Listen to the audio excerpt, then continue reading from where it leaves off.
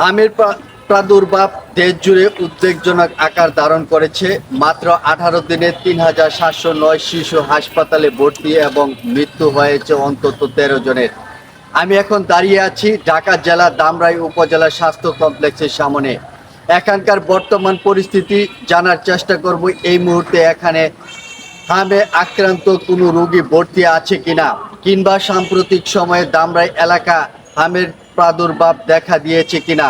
চলুন সরাসরি কথা বলি কর্তব্যরত চিকিৎসকের সঙ্গে এবং জেনে নিই এই অঞ্চলে হামের ঝুঁকি কতটুকু এবং স্থানীয়দের জন্য তাদের কি সতর্ক বার্তা রয়েছে। ধন্যবাদ আপনাকে। আমাদের এখানে আমরা স্বাস্থ্য অধিদপ্তরের আমরা একটি আইসোলেশন কর্নার শুধুমাত্র সন্তোষজনক হামরুটি এবং নিশ্চিত হামরুটির জন্য আমরা আইসোলেশন কর্নার আমাদের 5 বেডের একটা আইসোলেশন কর্নার। এখানে বর্তমানে একজন সম্ভাব্য হামরুটি ভর্তি আছে এবং তার রক্তের নমুনা পাঠানো হয়েছে। আমরা নমুনা নিশ্চিত হতে পারবো যে আসলে তার হাম হয়েছে কিনা, তবে তাকে সম্ভাব্য হামরোগী হিসেবে রেখেছে এবং হামের চিকিৎসা চলছে সম্ভাব্য। সাম্প্রতিক সময় ধামরাই এলাকা হামের কোনো প্রাদুর্ভাব লক্ষ্য করা গেছে। অন্যান্য এলাকার মতো এখানেও আমরা আমাদের বিভাগ এবং আমাদের নিউরোলজি বিভাগ সাম্প্রতিক সময় লক্ষ্য করছি যে জ্বর এবং সাথে র্যাশের রোগী পাওয়া যাচ্ছে। তো আমরা আশঙ্কা করছি যে এখানে প্রাদুর্ভাব এখনো ওভাবে লক্ষ্য করা না গেলেও আমরা পরীক্ষা নিরীক্ষার পরে আমাদের যে হামের যে পরীক্ষা আছে নিশ্চিতভাবে বলা যাবে প্রাদুর্ভাবটা কি পর্যায়ে আছে। শিশুদের মধ্যে যে সংক্রমণ ঝুঁকি কতটা?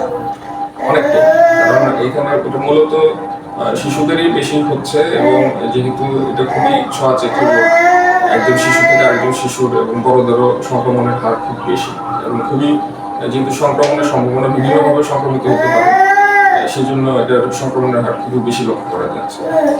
অভিভাবকদের জন্য আপনাদের কি পরামর্শ? অভিভাবকদের এটা বলবো যে তারা যাতে প্রথম কথা হচ্ছে আমরা ইতিমধ্যে জানি যে বর্তমান সরকার আগামী রবিবার থেকে একটি এমআর ক্যাম্পেইন চালু করতে যাচ্ছে সারা দেশব্যাপী। 6 মাস থেকে 10 বছর বয়সী শিশুদের একটি এমআর টিকা দেওয়া হচ্ছে।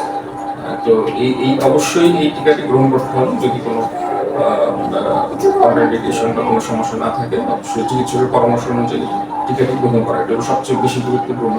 এবং যদি তার হামের কোনো উপসর্গ দেখা দেয়, জ্বর সাথে সারা শরীরে র্যাশ দেখা দেওয়া, এই ধরনের যদি উপসর্গ দেখা দেয় দেরি না করে অবশ্যই চিকিৎসকের পরামর্শ নেওয়া উচিত।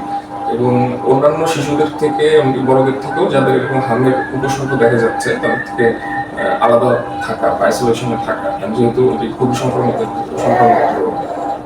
আচ্ছা, লাস্ট প্রশ্ন আমার, টিকাদানের বর্তমান অবস্থা কেমন আমাদের ধামরাই উপজেলায়? আমি ইতিমধ্যে বলেছি যে টিকাদান আগামী রবিবার থেকে আমাদের দেশব্যাপী যে কর্মসূচিটা চালু হবে সেটির মাধ্যমে আশা করা যাচ্ছে যে একটা বৃহৎ অংশ বা আমাদের দেশের যে 6 মাস থেকে 10 বছর বয়সী যে শিশুদের যে অংশটি আছে এই অংশটিকে আমরা যদি টিকার আওতায় নিয়ে আসতে পারি পরবর্তীতে এটির একটা সুফল আমরা আশা করতে পারি। স্বাস্থ্য বিশেষজ্ঞরা বলছেন সময় মতো টিকা গ্রহণ এবং সচেতনতা বাড়ানোর পারে হামের মতো সংক্রামক রোগ থেকে শিশুদের রক্ষা করতে। ধামরাই থেকে আমি মিলন সিদ্দিকী। এই ভাই, এই